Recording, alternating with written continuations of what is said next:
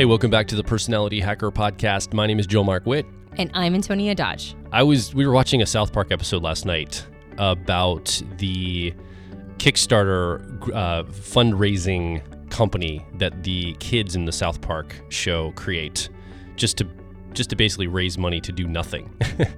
And it's a really funny take on, it was kind of the social commentary on some other complete issue that I don't want to mention here because I don't want to distract from the conversation we'll have today. But it was interesting to watch the kids create a Kickstarter company and this notion that that's what you do online. You create a company online and then you just kick back and you do nothing and watch the profits pour in. And they kind of make fun about this, and they make fun about people that have Kickstarter campaigns for certain projects. And it's almost like, yeah, you don't have to ever show investors, quote unquote, what you're doing. You could just take the money and run. You don't have to actually do anything with this money. You could just freely sit back, rest on your laurels, and basically just collect a paycheck every week. And they even make fun of Kickstarter itself. Like, oh, that's what Kickstarter is basically doing on a meta level, right? They're taking money from people, raising money for projects, and that's like their big meta project. And they're able to just sit back and do nothing all day. And while that's funny, I think I have been seduced in my life around the internet and internet business and marketing and the things that, you know, we've ended up doing here at Personality Hacker, building an entire online business in our lives that we live full time off of doing. Like, we basically build our entire life and infrastructure online and communicate with you listening through podcasts and videos and some of our programs and products, and now soon to be more live events. We use all those things to fund our lives and build something that we think is of value that contributes to the world. And I think I've been seduced to think that there's a time period where we build something up, and then it's called passive income, and it just runs on its own, and you end up making more and more money every month and every year, and the money just keeps coming in, and you keep getting more revenue, and you have to work less and less, and the money keeps going up and up, and that's it. You just retire, and life gets really great. And there have been moments of exciting times we've been able to do very creative things. Like, we go to Florida for the winter with the business we have. We have traveled a lot. We've been engaged with a very free-form schedule. Like, we don't have to necessarily get up anytime during the day we don't want to get up. We can get up anytime we want, go to bed anytime we want. Like, we have a lot of freedom we've built into our life. And I think there was a seduction that was coming from this several years ago for me, and maybe for you too, Antonia, where, wow, this is great. Maybe we could do this forever and get out of work. Like, we don't really have to work very hard into the future. And I think that there has been a moment in the past couple of years, and it's particularly very recently for me, and probably you too, Antonia, where I have realized that that is not the path. First of all, I don't know if it's even possible. I don't think anything you set and forget it forever into a level where it grows without your efforts.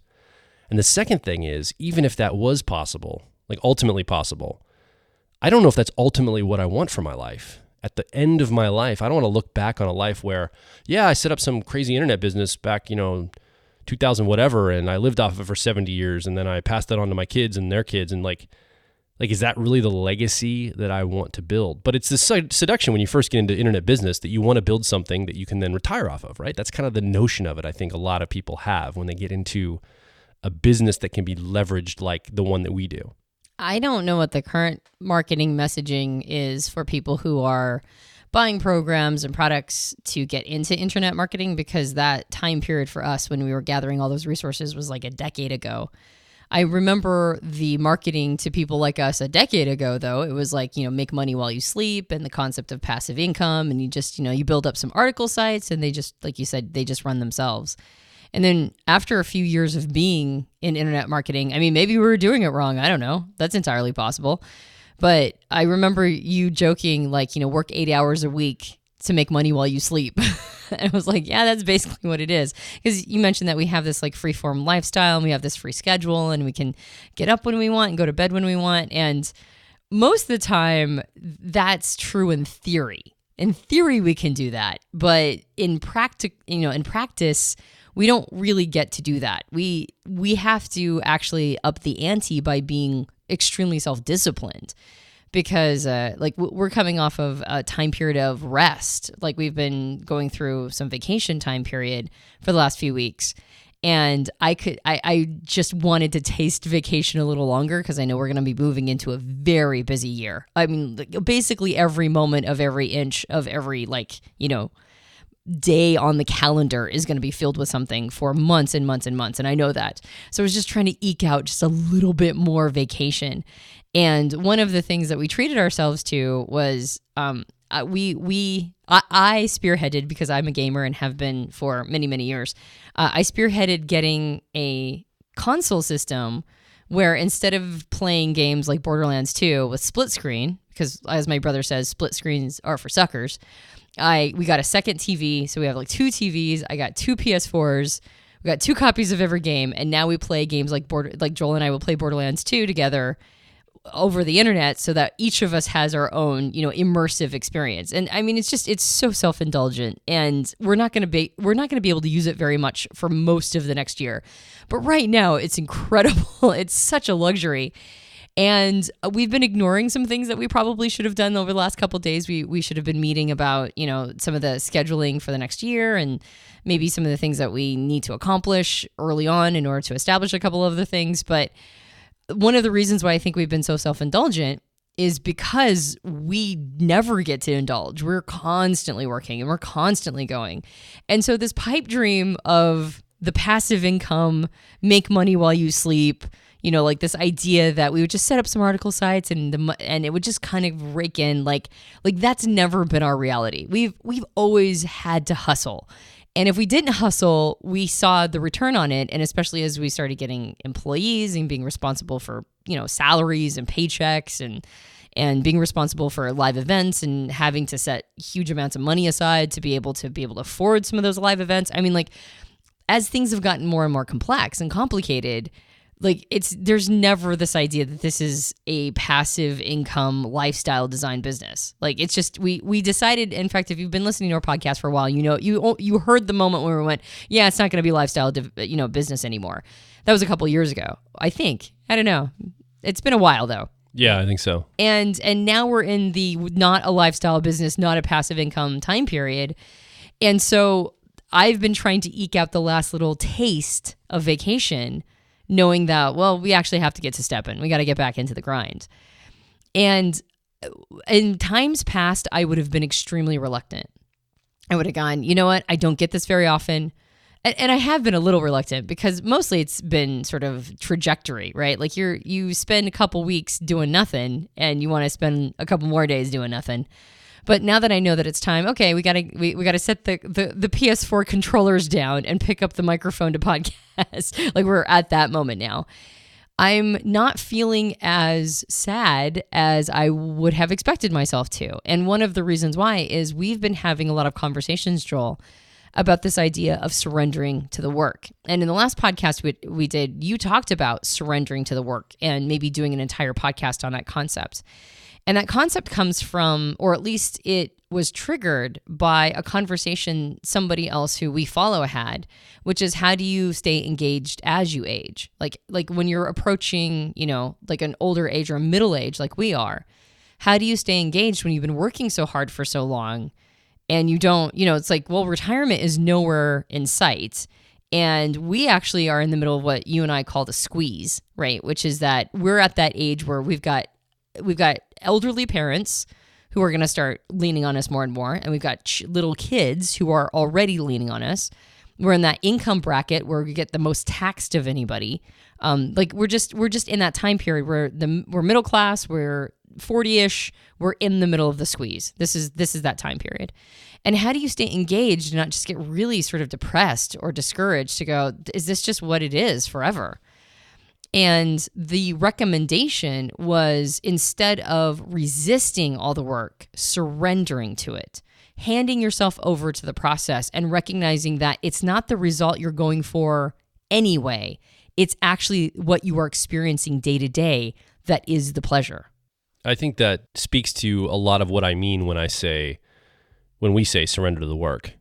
And I think the other thing is, like I said earlier, I don't know if it's possible to set up more of a passive income stream or whatever. I think it actually probably is. And I also have a precognition in our lives that we will be resource rich at some point in order, like value rich, because I feel very rewarded for the things that we put into the world. And we tend to know how to generate resource and value. Like we just seem to be good at that together. And our company seems to be good at that. Now, I don't know if that'll always be the case, but there's probably an argument to say that we could set up something that would take very minimal effort. When I say passive, I mean literally passive. You're not touching at all. I think something would take minimal effort. And I think we did have a moment where we decided that that wasn't going to be the path we were going to go down. And we keep getting seduced, like, is this worth all the struggle to work with people and hire people and build out a bigger business than just the two of us from our house and just build it up that way? Is it worth all of the effort?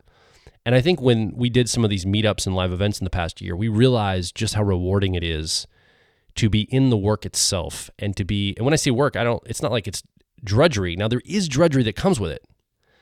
And I think that's the key here, is that there are things that I hate.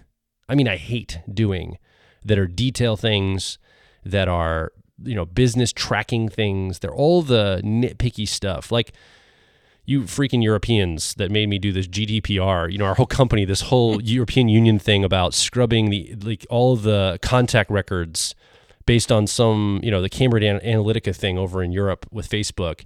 And now there's all these regulations we have to be accommodating that, we want to accommodate things. We want to make sure we're respecting everybody's privacy and stuff. But some of the regulations and the penalties for any possible mistake on that regulation are so high that we have to get it right. Now that's an incredible cost to our company. We're probably going to have to hire a lawyer in Brussels and pay out all this extra money to make sure we're in compliance. And now there's new laws going to other places around the world that we all have to be in compliance for. And it frustrates you as a business owner. That's just you're just like, oh my gosh, okay, I'm trying to do the right thing. I've got so much on my plate, and yet the government's throwing yet another thing on my plate. And if you don't own a business, you won't understand this. If you do own a business, you're gonna be like, yeah, I totally get what you're talking about. It's a pain in the butt. So I still love you, Europeans. It's okay. We can still be friends. I might just have to vent a little when I see you next time. If you're a European, you should feel bad about yourself. That's right. Because you come from a place that made us do all this extra shit. Like all of a sudden I was like, I kind of get why England's like, yeah, screw you guys, we're out. Like I kind of get it. I still don't think it's a good idea for England to do it, but I'm like, I kind of get why they're like, screw you. Because I kind of feel the same way a little bit. Anyway, long story short, making me do extra crap that's already out of my wheelhouse, Europeans. Back to the topic at hand, is I surrendered to that work. Now, luckily we had a person on the team that helped take a lot of that work off my plate. And make it execute on it. But it was something that we had to just surrender to as a company. Hey, this is what we have. This is the cost of doing business. This is a new regulation in place. We have to, just stand up and do it. Like there's no way out of it. If we want an online business and we want to move in this direction and we're in the personality typology industry, we collect data. When people take our online test, we have to be in compliance. And I think it's a good way to be. We want to be in compliance. It's just me bitching about stuff that I have to do, right? And that's the kind of that's a really good point of what I mean by surrender to the work, is that I know in order for us to impact people and have a profound impact in your life listening, for us to get this podcast out, we have to basically be able to pay for it. And that means we have to create products and services and offerings on our website and our business that will generate enough resource, enough value to us to subsidize us giving away this podcast for free every week and other things that we do, right?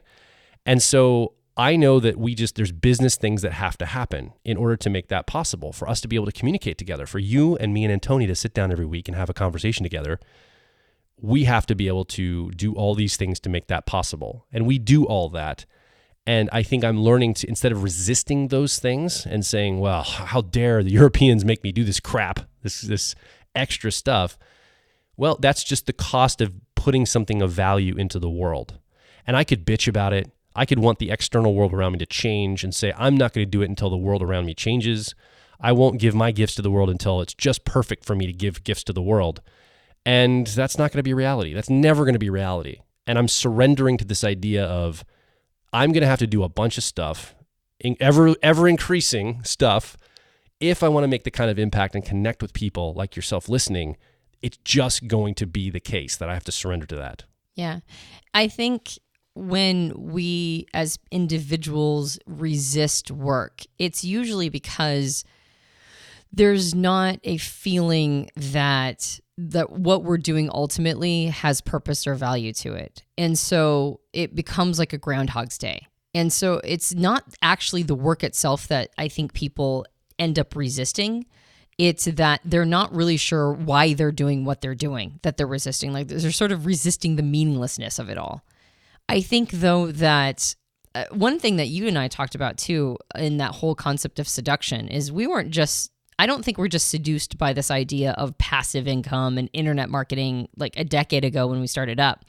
I think it was more like we got seduced by this idea that, you should be working in your purpose and your passion. You should be doing what you're passionate about, and you need to follow, only follow the star of whatever it is you love. And that concept of, you love what you do, you never work a day in your life. And I don't think we were seduced by that in the sense that there's not some accuracy there. There is some accuracy and value, I believe, in following the pursuits that give you intrinsic reward for doing them. I do believe people should follow passions. Usually our passions live in the cross-section of what we're naturally talented at and what our interests are. And so if you add natural talent with interest, you usually have a more powerful output. So working towards your passion actually makes you a more valuable resource to the community at large because you're putting all this positive and high morale energy into it. So I actually don't think that that's the seduction. That's accurate, I think. I think you should be following your passions so that not just so that you're a good little worker bee and you have better output to the community, like I just said, like a drone, but more like not only does the community get a benefit from it, but you also yourself get a more rewarding existence in general. So it's a win-win, really. Following your passions is a win-win.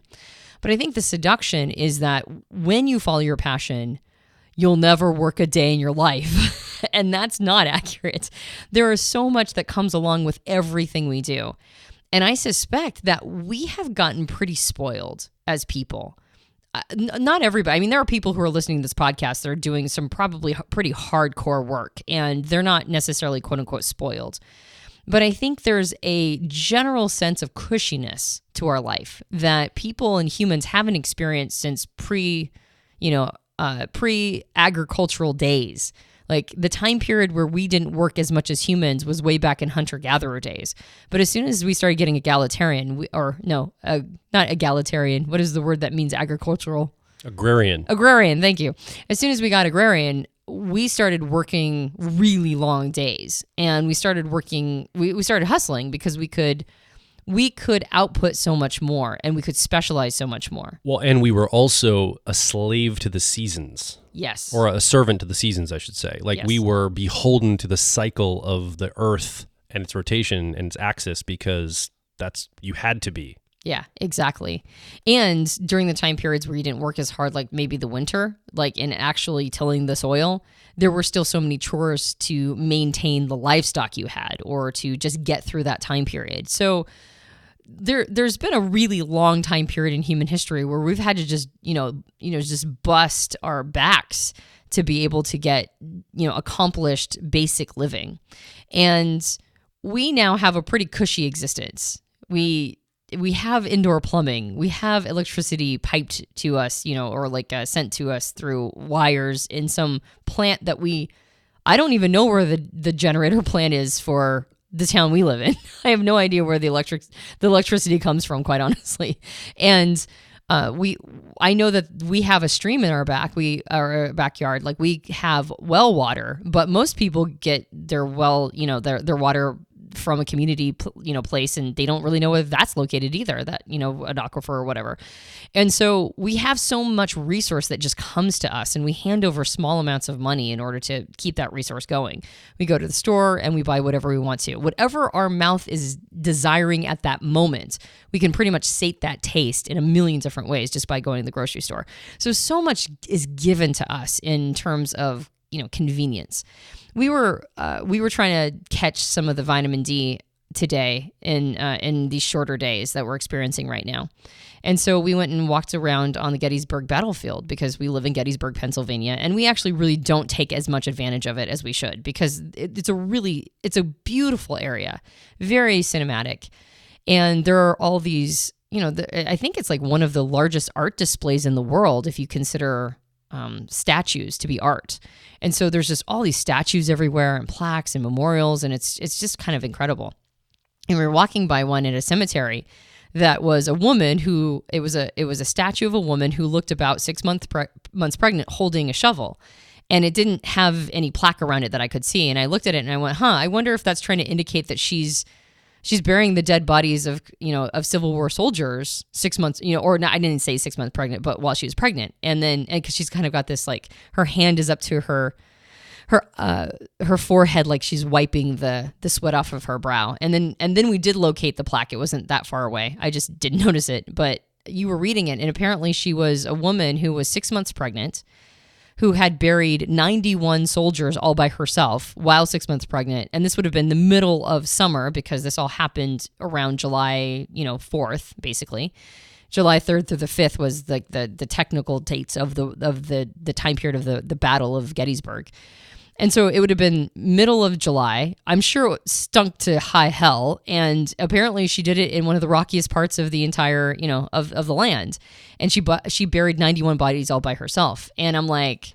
While pregnant. Well, yeah, while 6 months pregnant. And I'm like, that was not a cushy month for her.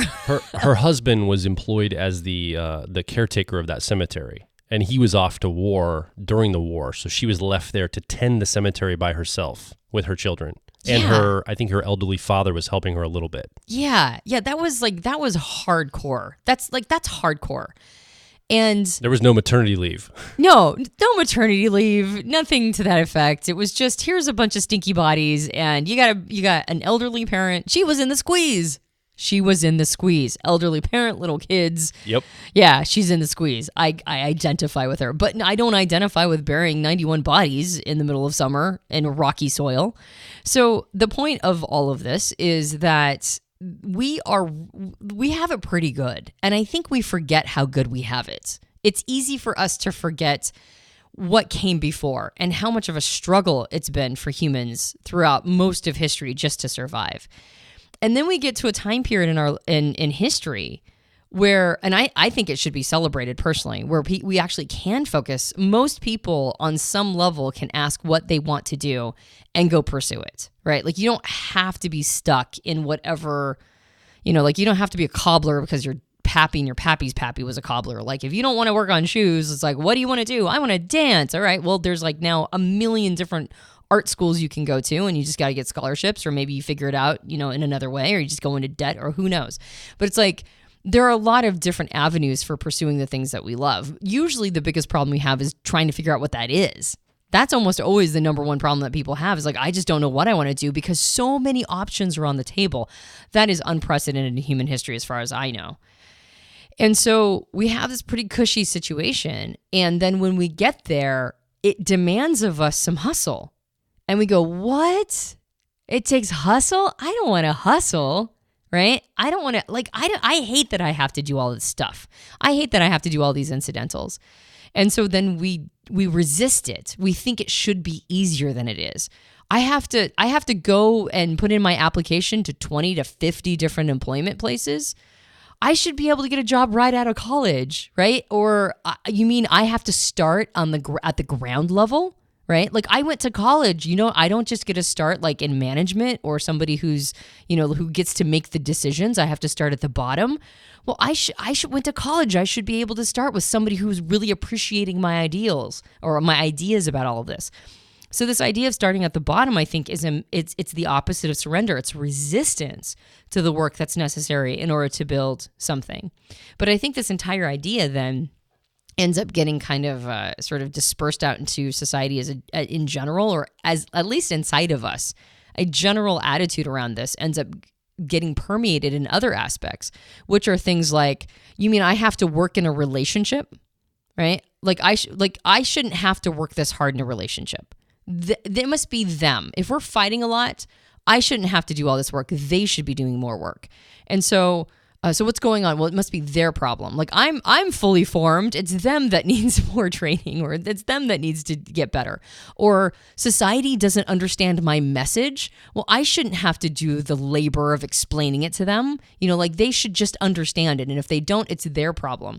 And so then this idea of not surrendering to the work ends up actually being all these cans that get kicked to everybody else. And it ultimately ends up being a lack of personal responsibility. Like, I don't want to have to put this in. So if I'm not responsible to put this work in, then that means I'm let off the hook from having to do it. But I think what's so powerful about the idea of surrendering to the work is that when you surrender to the work and you're not constantly trying to sort of punt it over to somebody else, then what happens in the center of that is this profound sense of personal responsibility, right? When you surrender to the work, you go, oh, and that's as it should be. Like, I need to be responsible for myself. I need to be responsible for my livelihood. I need to be responsible for my personal impact. I need to be responsible for the emotions that I'm creating in the world and the ideas I'm putting out into the world. And so the idea of surrendering to the work ends up creating a sense of responsibility that then fosters more high quality work, because when you feel responsible for something, you put more of yourself into it and your output is higher quality. And then that leads to a feeling of self-satisfaction that you're doing good work. And then now you have self-esteem, right? That's how that works. Surrendering to the work, if you kick that domino over, at the end of that is actual self-esteem. But if you don't surrender to the work and you're constantly resisting it, there's this sense of insecurity. Like the world isn't working like it should be working. Why isn't it working the way it should be working? And there's this sense that maybe you're the one at fault, but you don't want to hear that, because if you accept that you're the person who needs to do some change around here, now you have to do more work, and you aren't surrendering to it to begin with. You're resisting it. So now you never actually get to attain an authentic sense of self-esteem. So I think the concept of surrendering to the work is more than just going, well, it's just is how it is. So I guess I'm just going to, give up the ghost that my life is going to be anything other than just drudgery. That's the wrong message. It doesn't have to be drudgery. You can actually pursue the things you love.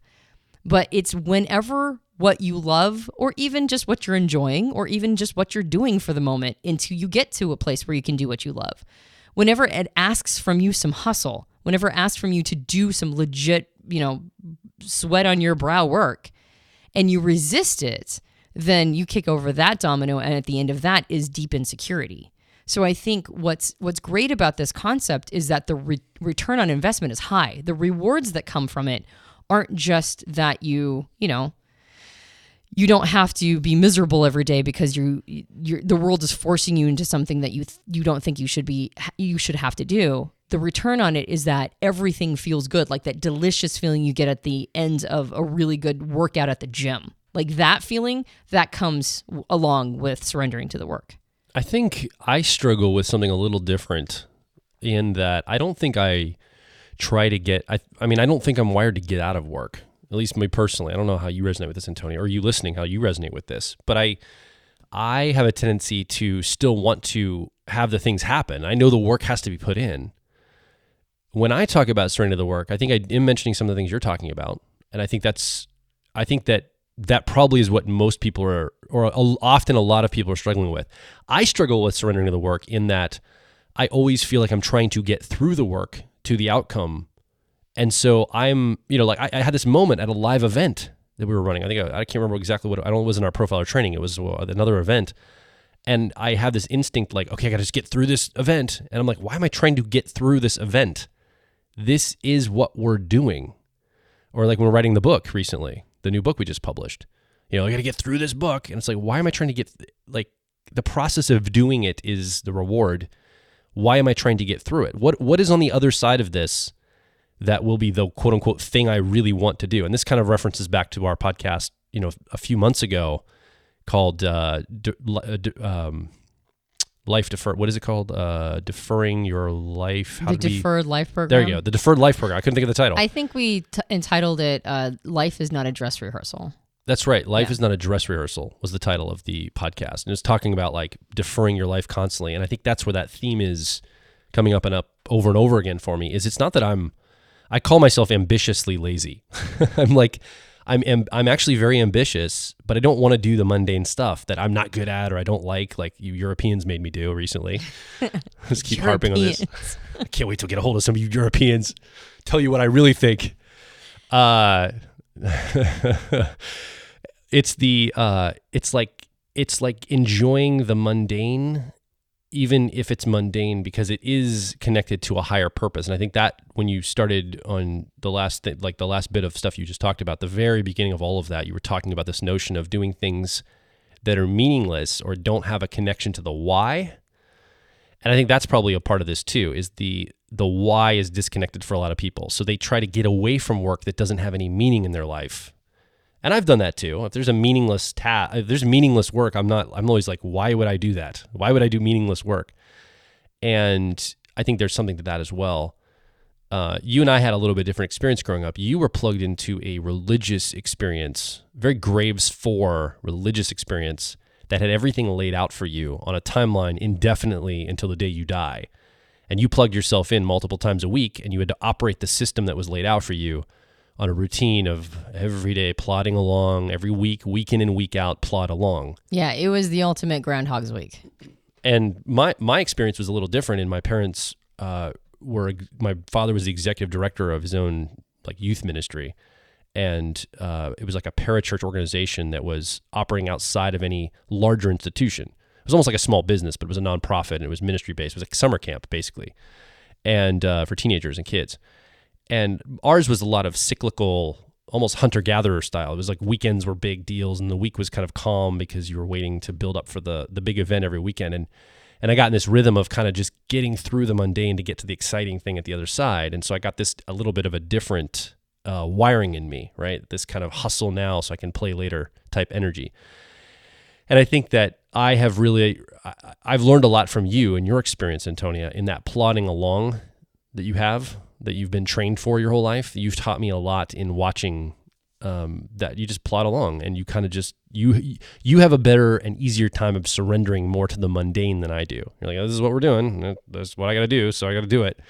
And I resist it a lot. There's a lot of resistance that comes up for me, having to just get in there and build that routine and that stable ritual of doing the thing over and over again. Yeah, well, I think it's because for me, when I was growing up, it wasn't surrendering to the work. It was surrendering to the boredom.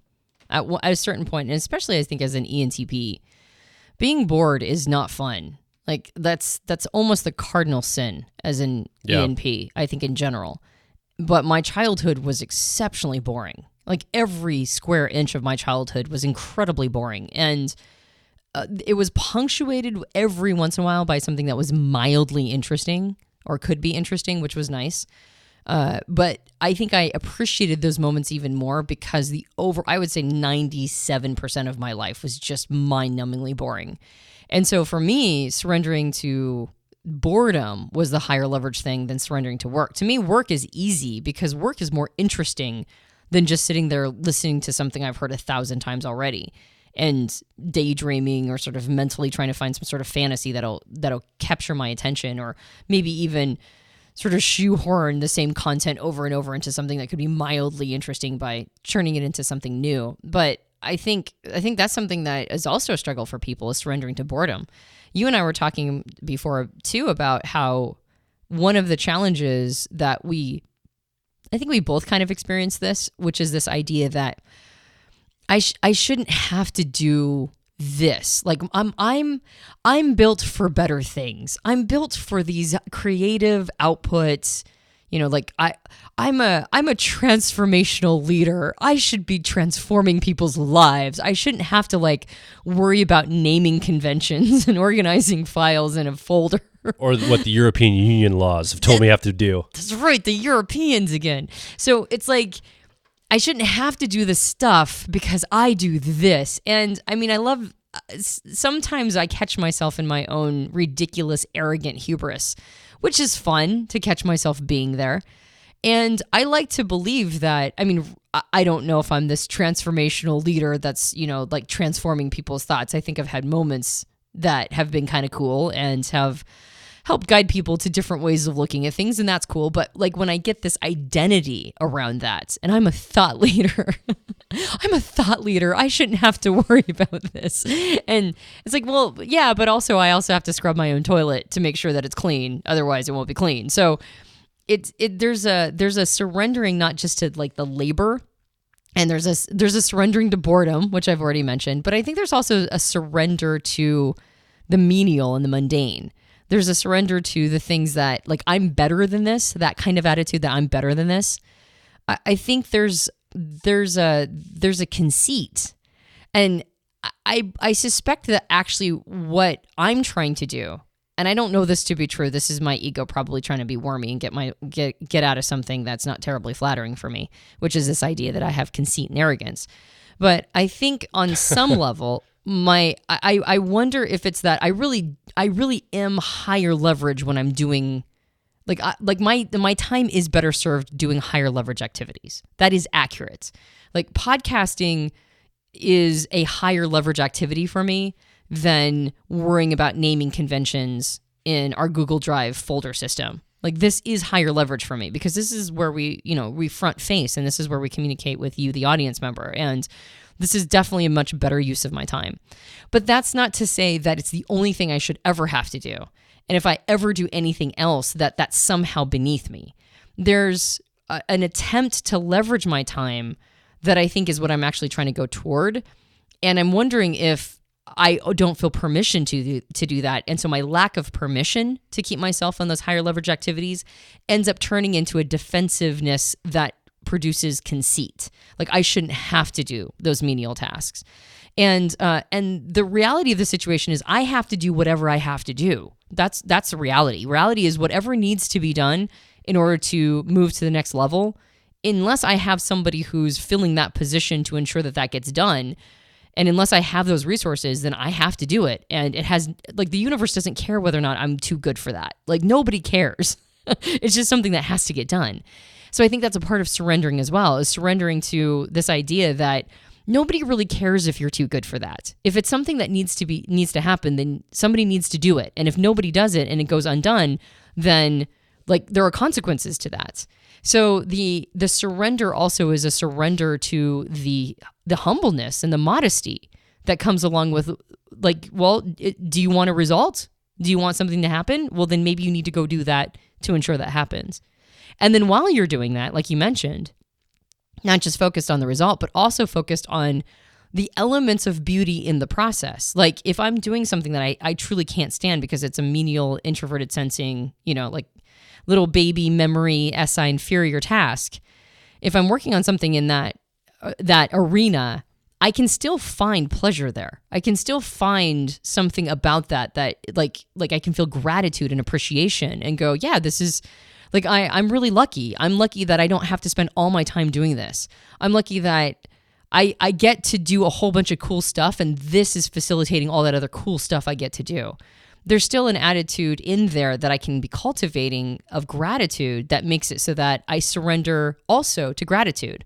I think the surrender piece is so important, because really what you're doing is you're not allowing all of this real estate, all this energy, this mental and emotional and psychological and physical and energetic real estate to get siphoned in the act of resistance. Because resistance is an energy hog. Anytime you're resisting anything, it's just taking extraordinary amounts of energy from you. Surrender's so nice because it's effortless. You don't put any energy in surrender. You just are. It just is. This is just what's happening. And so I think that's why surrendering to work is so powerful, because work is going to take energy anyway. And usually we have to do it no matter what. Most of us cannot get out of work. So what ends up happening when we resist work, whether that be physical labor, whether that be menial, boring tasks, whether that be emotional work, right? Or psychological work, thinking for other people or doing it, quote unquote, emotional labor or whatever it is. Whenever we resist it, and that usually is shown as, feeling like icky or if you're complaining about it to somebody later, or if you're just complaining about it to yourself, you're in the act of resistance. If you're ever telling anybody that this is not how it's supposed to be, and you're resisting it, like by doing a bunch of should statements about how that's not supposed to be the case, then you're in the act of resistance. And generally that work has to be done no matter what. And if you're resisting it, you're basically putting double the effort to get the same return, maybe even less return. Because most of the time when we throw ourselves into something and really enjoy the task or learn to have gratitude for the task and throw ourselves into it in a positive way, just kind of like when you're working on your passion, your return is usually better. It's usually higher. You have much better output. So it's like twice the effort for half the return versus half the effort for twice the return, simply by allowing yourself to surrender to whatever's going on. So I think that's one of the leverage points in surrender, is that in and of itself recoups some energy. Do you remember there was a music festival? I don't remember the name of it. It was in the past couple years. A group of people, young people, planned a music festival on some Caribbean island in the Caribbean. And a bunch of people flew down for this festival, and it wasn't ready when those people got there to that island. Oh, yeah. They had and they were stranded, and they ended up having to be evacuated out by the equivalent of the Coast Guard for that country, or maybe even the U.S. Coast Guard. I don't remember all the details, but I remember reading this going, wow, there was a health crisis, and it was an emergency situation because people had gotten themselves to the island for this music festival, and the festival didn't get the stuff set up in time, like the porta potties and the showers and the food and amenities, and people were stranded and in big trouble. Well, and it had been really expensive. Yeah. They had paid all of this money. People had paid tons of money. I wish I could remember the name of it, but maybe we can put in the show notes, or I'm sure somebody will make a comment under the podcast and let us know what this was. I think it's been 5 years now. Or it might have been. Or maybe even longer. No, maybe it feels like it was in the last 2 or 3. Maybe it was 5. I don't know. But okay. the point of that is, I remember that story, and it's coming to mind as you're talking, because I look at that and I go, what happened there? It was a great idea. They had the concept for this music festival. They sold tickets, so they knew how to market it. They knew how to get people there. Other people bought into the idea, got on airplanes and paid tickets and got themselves down there. And it wasn't the quote unquote work hadn't been done to actually set it up, right? And it wasn't like the people were, I don't think the people that had organized it were trying to cheat everybody. I think they had some idealism around this festival and how it was going to happen.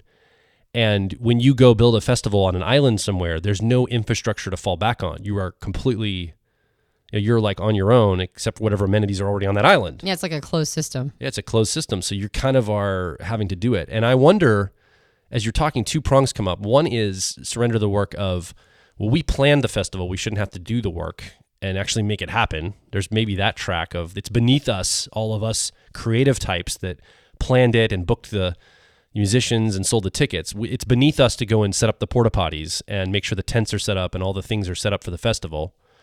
And or it's, oh, I didn't know I had to do all that. It was a naivety of, oh, you mean I can't just speak something into the air and have a great concept and then stuff just happens. I don't know if it was deliberate conceit of not having to work or not wanting to actually put the work in and surrender to it, or not knowing you have to surrender to the work. It was complete and total ignorance just based on hubris. I don't know which one it was from that. The outcome was, though, that people were stranded and had to be evacuated off of this island, and the festival didn't happen, and the people are being, I think, sued for all the tickets that they sold and the travel costs and all the. I mean, it was just a big mess on the organizer's side. I do not envy them at all, regardless if it was conceit or ignorance. It's still a really crappy thing, and all the people that went, it ended badly. But I'm thinking about that going, there's probably some of that is sometimes we don't know we have to surrender the work. And I think the awareness of that is something that we can get away with not having, especially here in the West, in our modern world. We have this idea, like Ryan, who worked with us this past year, talked about black box thinking. He said he's in his late 20s. He said a lot of people in their 20s have this idea that, there's this idea of a black box. You don't know what the chords are and what all the stuff inside the box, but the box gives you some result, but you don't know how it works. It just gives you a result. And he said that's kind of a metaphor for a lot of things in life for people in their 20s, like himself. He said, I have a lot of black box thinking where I just plug something in and it works, or I just go to this office and this thing happens. There's so much infrastructure around us. No one has an idea how their water supply gets to them, or how their sewage gets taken out of their house and cleaned, or how their electricity is generated and sent to their house. We don't see all those systems anymore because they're so pervasive.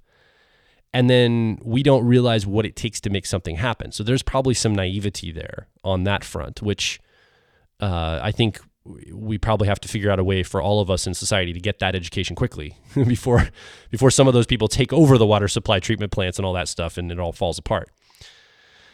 And then there's the other thing, like you're talking about, maybe it's the conceit or it's the surrendering to it. I shouldn't have to do this. And I struggle with that a lot. Like usually it's not a problem with me of ignorance or not knowing that work has to be put in. It's me saying, really, two things. Is it really the best use of my time to go and do that small task when that could be outsourced? And so I just don't end up doing it, or I begrudgingly do it, like the work, the nitty gritty work, like the GDPR from Europe, something like that. I'm like, I don't want to do this. Get all grumpy about it. Europeans. And bitch about it on the podcast repeatedly.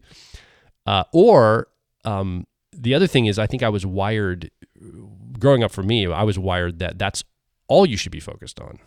Is like my dad would always say, like, it doesn't matter if you're the head of an organization, you need to be the one to go clean the toilets if the toilets need to be cleaned and there's nobody else to do there.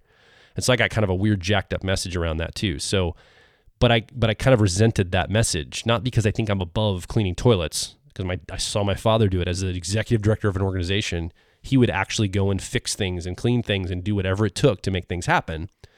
But also surrender to the work. I think he avoided surrendering to the work of leading and hiring well and delegating that, which was the work he didn't surrender to, under the noble guise of surrendering to the mundane work. And I see that happen too. Yeah. So there's all sorts of sides to this. It's not just, I'm above that. It's I'm above being above that, if that makes sense. Like a double whammy on it. I know that's super nuanced and probably a little abstract, but it's this idea, like I'm realizing I have to surrender to leadership more, not just the mundane work of life, but I have to surrender to leading well and not going and doing that menial task when it's someone else's domain or I could hire for it, because the surrender of what I need to do is something over here that I'm the only one that can do. Not only one in the world that can do, but only one in the ecosystem that we've built that can do. I know that's super maybe abstract. Does that make sense to you, Antonia? And you listening too. Does that make sense to you? Come over and make a comment and let me know.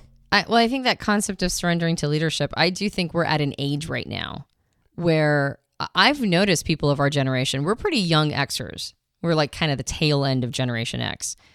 And I've noticed that Gen Xers in general struggle with leadership. We've always been a very independent, kind of cynical generation.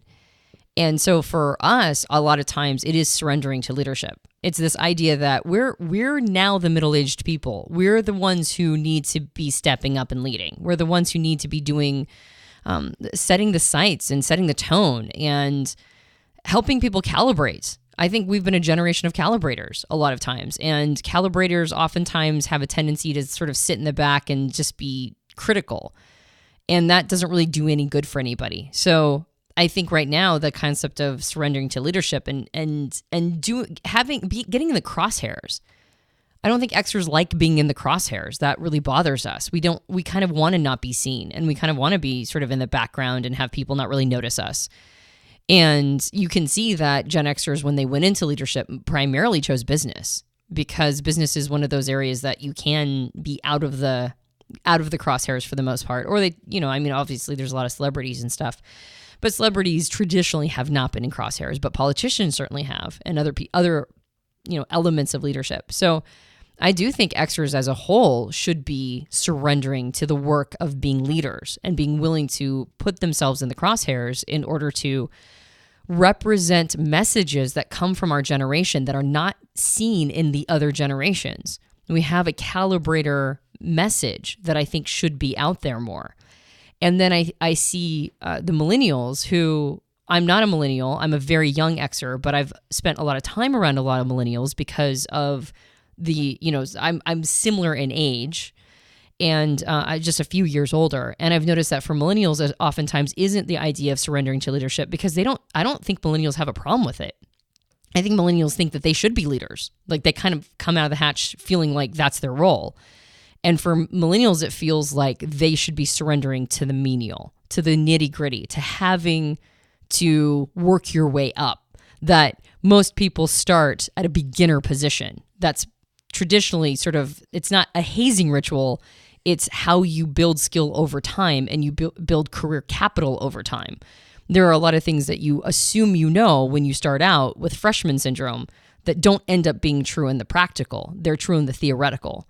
So for generations behind me, I see, like, for them, oftentimes it's surrendering to the things that they don't feel like they should have to do in order to build up to the place of leadership. And I think that if Xers who haven't really been very resistant of hard work, they've not really resisted hard work. I mean, it's kind of ironic because the boomers called us slackers and we're not. Yeah. We're actually pretty hard workers for the most part. We're just kind of silent hard workers. If we could get ourselves up to a place of leadership, I think that would really help the world out a lot. And I think if millennials could rest into the work part, the menial labor part, when it's time for them to move into that middle-aged leadership part, they'll be ready, they'll be seasoned for it. And so I think a similar message needs to go to both generations. One needs to surrender to the leadership piece, and the other one needs to surrender to the work your way up piece. And I think if both generations could just rest into that and surrender to those, we could have 2 generations back to back of extraordinary leadership. One of the things that I love about you is your ability to take concepts and slice them down into such clear lines of thought. I appreciate that about you as a calibrator person, as a TI, introverted thinking user. I think you are world-class at doing that, taking kind of concepts and bringing them into these channels that can be talked about. And I resonate with what you talk about, just now, how you laid that out. I think you're absolutely right. And I love the way you brought articulation to something I was trying to get at, which I think it is basically, as you talked, I got the thought that I was trying to get to. So I appreciate that. Is that surrendering to the work looks different depending on who you are. It's not going to be the same for everybody. And I think that's what I was trying to communicate, and you did it much more eloquently, that the timeline matters of what work you're surrendering to, basically, is what I was saying.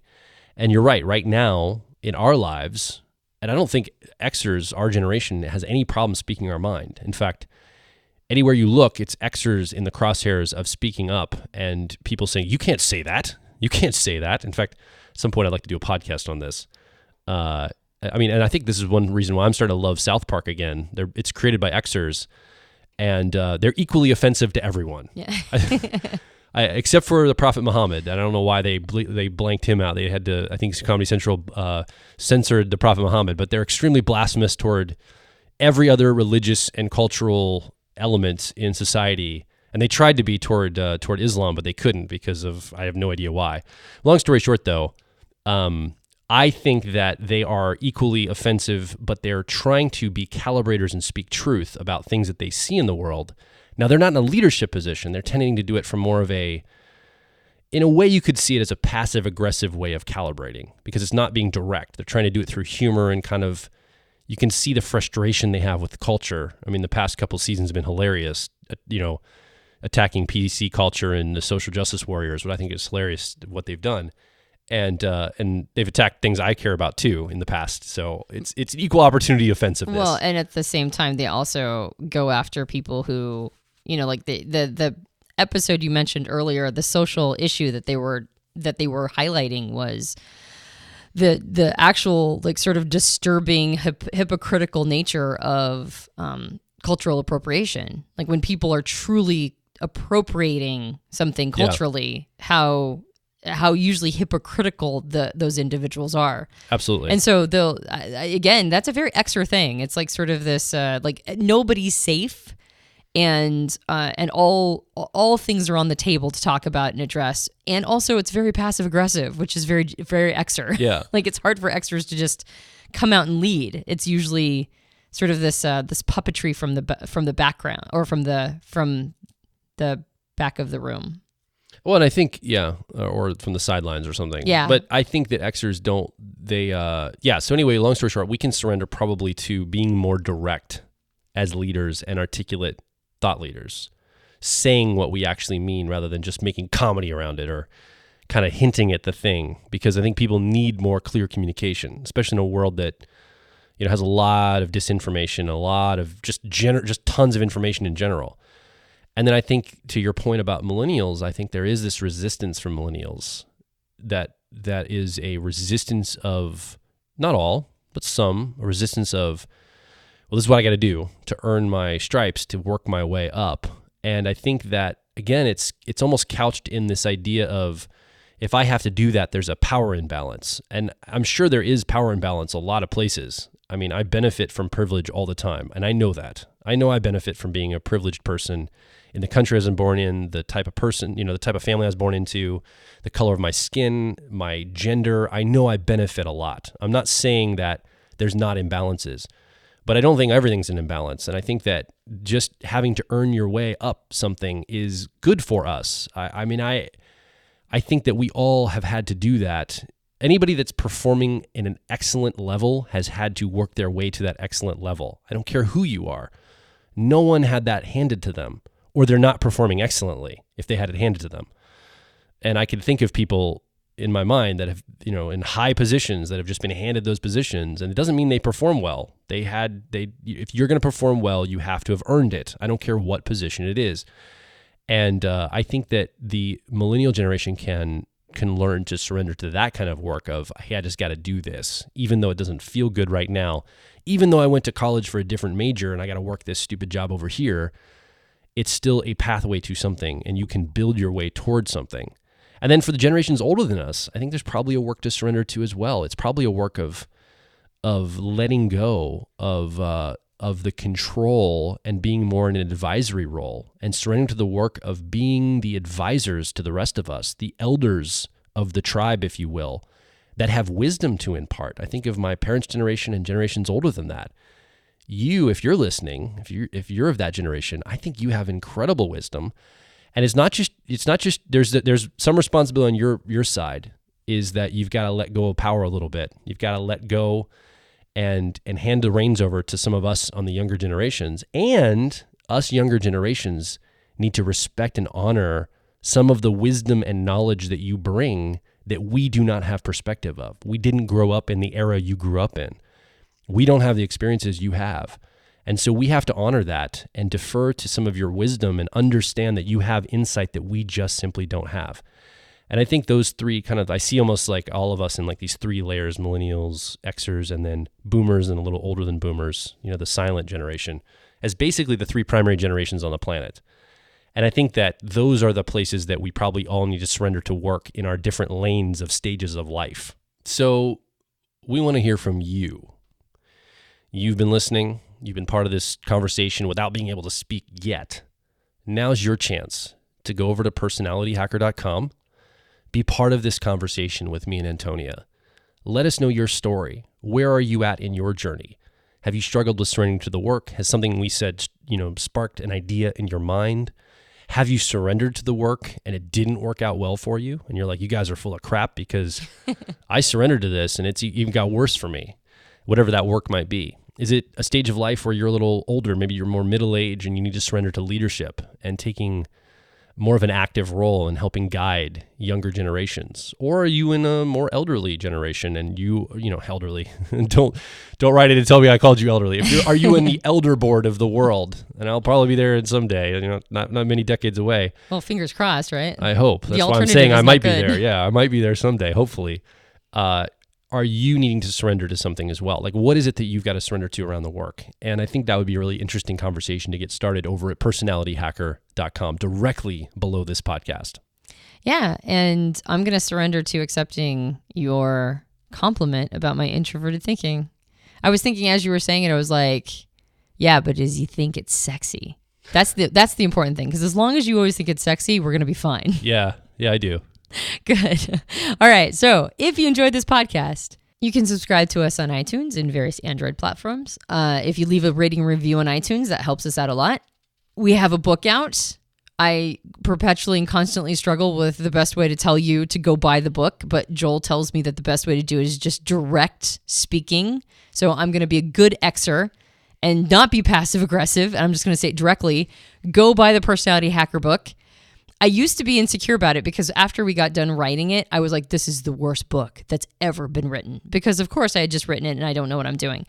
And then we're getting all these really good comments. So I'm starting to get a little bit more confident. So you should go buy the book. It's a really good book. We've got some really good comments on Amazon. We've got some great comments on Barnes & Noble's website and a couple other websites. So yeah, apparently it's a good book. So go get it. And you can get it on Amazon and other book retailers. Special order it to your local bookstore. That's one of our favorite ways of going about it. And once you read it, let us know what you think on Amazon. Leave a rating review for us about that. And that would help us out a lot. Yeah, I'm going to up the ante. So get 2 copies, give one to a friend, or donate it to your local school or public library so other people can benefit from this too. Yeah, we have a listener named Amanda who sent us a picture of her walking into her local, or no, I don't know if it was her local library or the library of her hometown in Mount Shasta. And she got a picture of herself like taking the book into the library, which I thought was adorable. So thank you so much, Amanda, for sending that in. Another listener talked about, I think it was a Vancouver library in Canada that they donated the book to as well.